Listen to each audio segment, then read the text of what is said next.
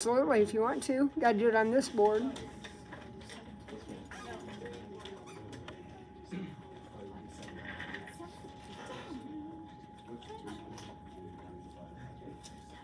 So Quinn is going to do the first part of that problem for us.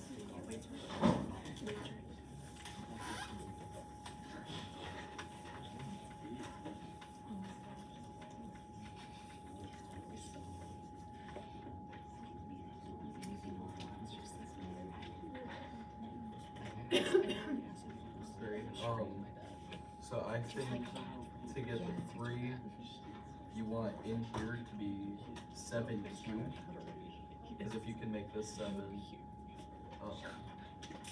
the property is that it'll be 3, so then you get 7 cubed, and that is 343, and then I set that equal to 3x plus 1, 342, and then divide that by 3 is equal x, and that is 114 for problem G, letter A. Thank you. Nicely done. Anybody have an issue with that?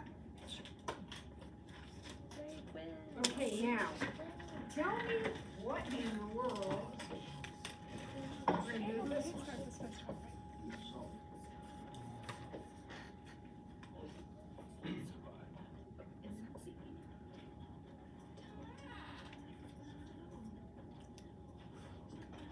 Greg. You'd convert one of the logs into the other one, so say take the one on the right, you would make that into log 8 4x over log 8 2. This one here? Yeah. So Greg says we have this thing called the change of base formula, and we can take any logarithmic expression and rewrite it using any base we want. So he says, he'll just rewrite this one, make it the log base 8 of 4x over the log base 8 of 2. Yep. Big deal, folks. Big deal. The log base A of B is the log of B over the log of A with any base that you want. We use that quite a bit. Now,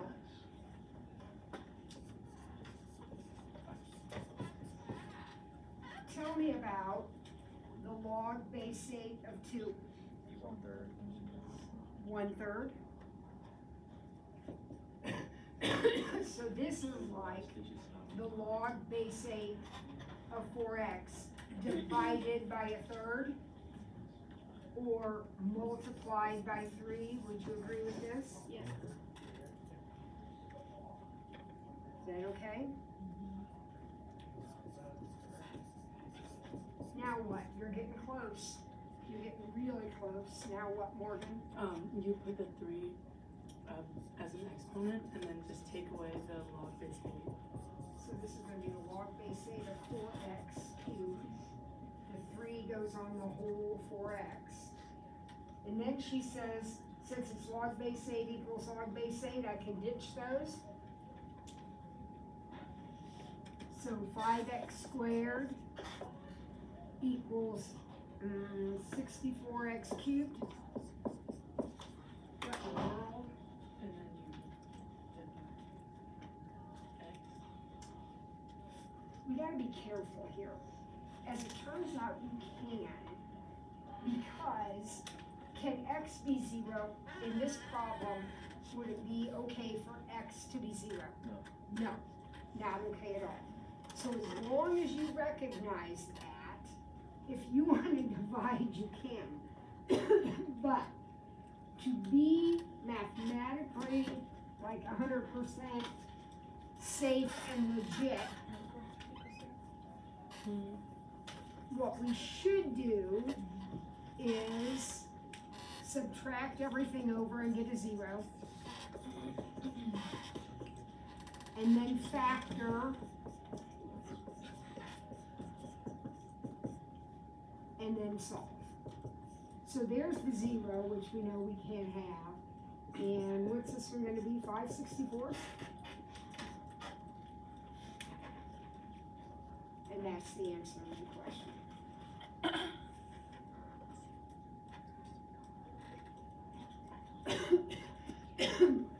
To get to that same point, could you realize that log 2 of log 8 could be cubed?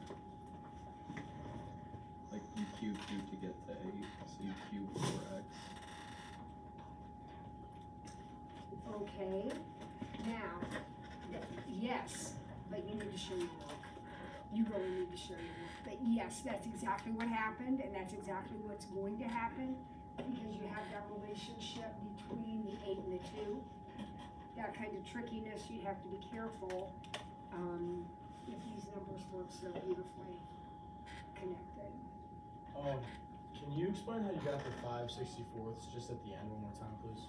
Yeah, set this equal to 0, like we solve an equation. Oh, okay, all right. So just- Add 5 divided by 64. Boy, that was interesting. Good work, everybody, all the way around. Good job. All right, problem H.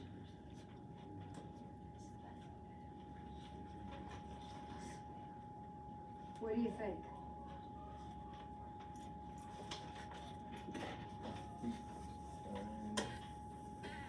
When y is -3.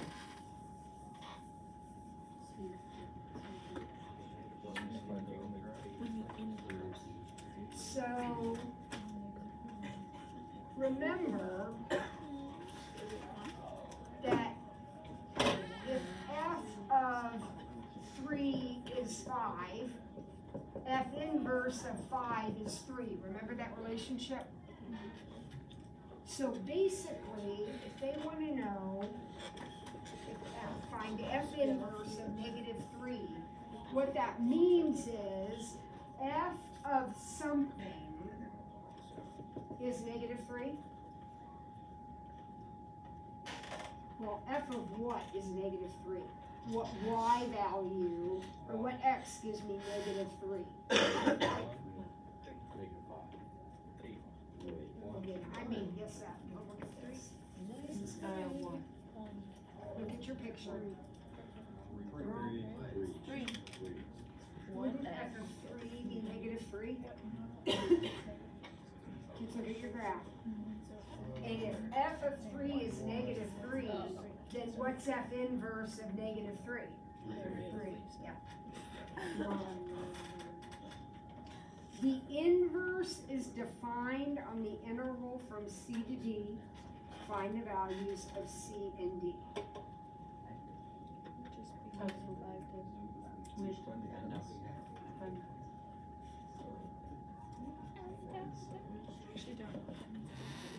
What is the domain and range of the original function? Look at the original picture. What's your domain? -5 to 7. What's your range? Well, -4 to 2. -4 to 2. Now, if this is the domain and range of the original, what's the domain of the inverse? 7. Exactly. So where is it defined? -4 to 2. Now, important note about this problem. That function is 1 to 1. What does that mean? The picture that's drawn right here is 1 to 1. No. Oh, it's not dilated or translated? No. It Right? means that its inverse is also a function. It is a function, and its inverse is a function, which means it passes both the horizontal and vertical line tests. So we don't have to worry about any interruptions in domain and range. It's continuous. So this logic right here is perfectly fine. Perfectly fine. All right, problem 9, another thought-provoking problem. take a minute to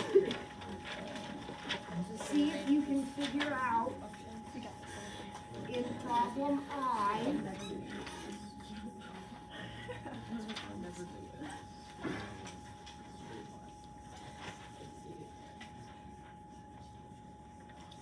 see if you can figure out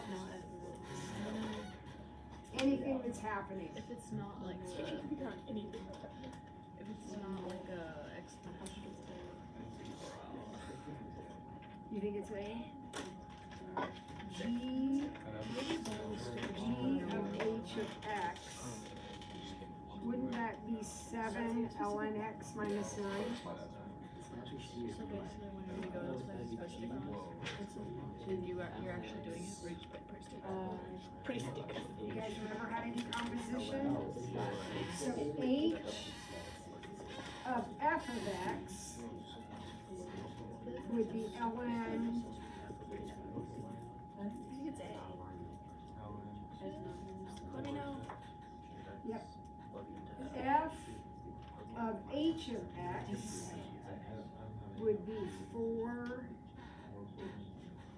f of h of x would be 4 to the ln x. And f of g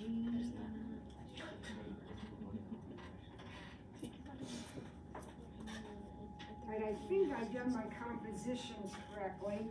Would you look those over and see if I did those right? Yes. They agree? Somebody said yeah? So what do I want to know? Which one is linear? A is linear? Yes. Take your calculators out. Totally busy.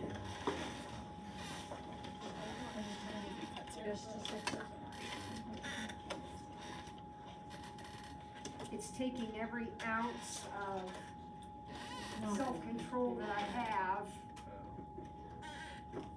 This is not linear, folks.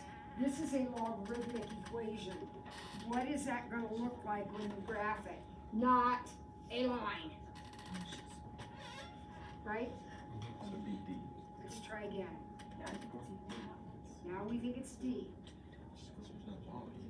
No. D is exponential. What does an exponential look like? Not a line.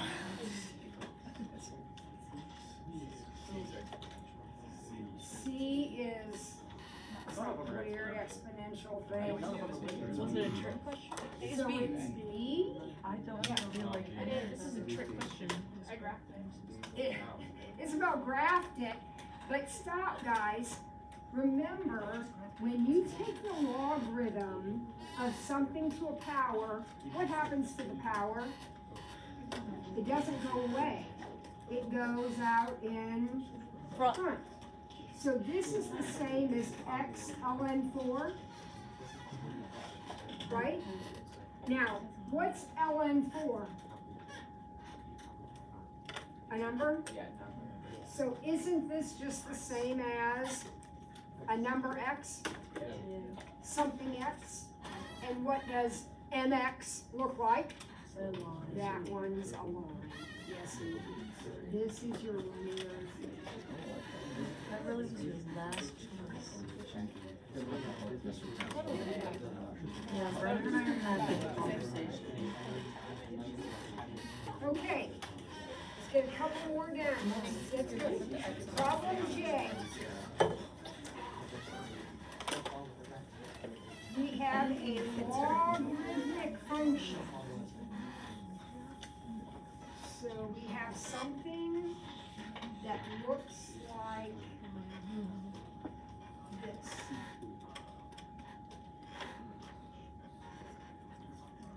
And A, B, C, D, E, F represent equal sized intervals. Okay. So like here's A and D. And here's C and D. And here's E and F.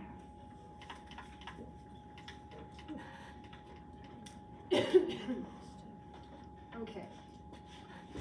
which of the statements is true about the average rate of change on these intervals? Okay, so remember, you're talking about, like A to B, you're talking about this interval right here, this one right here, this one right here. I made those up, but that's what we're talking about. So, can you find a statement, A, B, C, D, that's correct? B. Why do you think it's B, Kyle? Because the rate of change of A and B is increases at a higher rate than when you get to C through F. It's more. Perfect. Yeah. Average rate of change slope, right? Think about your logarithmic curve. First of all, the slope is positive, right? So any conversation about negatives, we can throw that statement out. But what is happening to your curve right here compared to here, compared to here? As a logarithmic curve progresses, doesn't it flatten out? Which means it's still rising. Its slope is still going to be positive, but it's slower rate, concave down, concave down, slower rate. So this one is going to be bigger than this one, which is going to be bigger than this one, which is bigger than this one, and this one, and this one. Very good, Kyle. You've restored my faith in humanity. Awesome. All right, problem K. Those of you that thought this was a linear. Okay, problem K. Last one. I will shut up when we finish this one. Pick the statement. Make sure you're reading it carefully. The values are for F. The questions are about G, the inverse.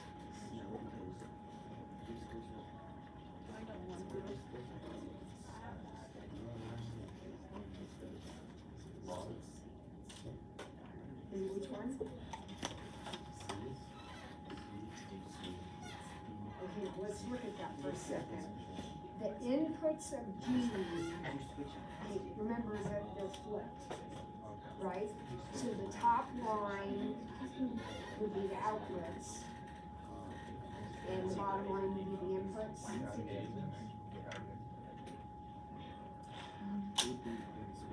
think it changes as This would be the Y. Greg says it's B, I believe. Gregory is No, it's definitely D, Greg. Oh, yeah. Okay, I heard Braden say something very, very special. Braden said that F, the chart values, that's logarithmic. How does he know that's logarithmic? Because inputs are changing multiplicatively, outputs are changing additively.